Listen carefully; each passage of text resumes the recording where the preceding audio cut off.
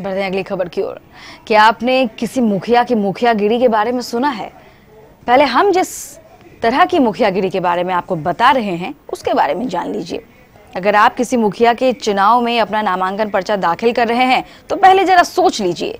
किसी कारण अगर आप मुखिया का चुनाव हार गए तो जीतने वाला मुखिया आपकी कर सकता है जमकर पिटाई। जी हाँ, हम इसी मुखियागिरी की बात कर रहे हैं।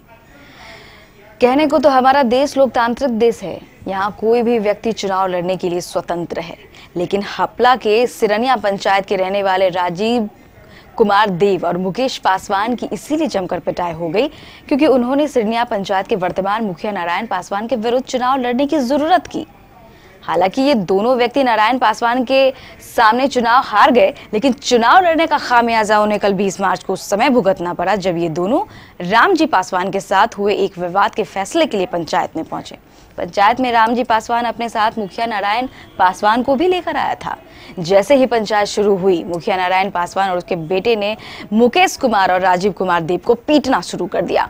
विरोध में चुनाव लड़ने को लेकर उनके मन में पहले से ही खुन्नस थी। बस मौका मिलते ही नारायण पासवान और उसके बेटे ने अपने हाथ साफ करना शुरू कर दिया। इस दौरान मुकेश पासवान और राजीव देव को इतना पीटा, ये दोनों घायल हो गए। राजीव देव को तो इलाज के लिए सदर अस्पताल में भर्ती कराना पड़ा। फिलहाल मुफस्सिल थाना पुलिस ने मामला दर्ज कर मामले की छानबीन शुरू कर दी है। हम भी मुखिया का चुनाव लड़े थे और नारायण पासवान भी मुखिया का चुनाव लड़ा, वो विनर हुआ, हम रनर हुए। हम दिल्ली गए हुए थे, बीच में जो है एक आदमी रामजीवन पासवान गाली गलौज किया। मेरा भाई हमको टेलीफोनिक सूचना दिया, जिसका जानकारी मैंने सरपंच सिरनिया पश्चिम को भी दिया।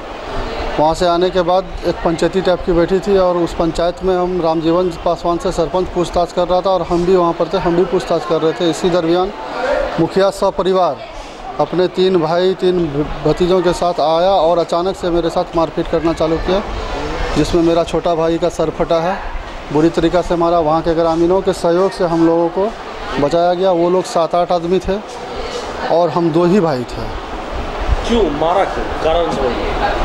कारण तो मेरा यही समझ में आ रहा है कि वही चुनावी रंजिश है, और तो कोई कारण है नहीं उसके साथ मेरा।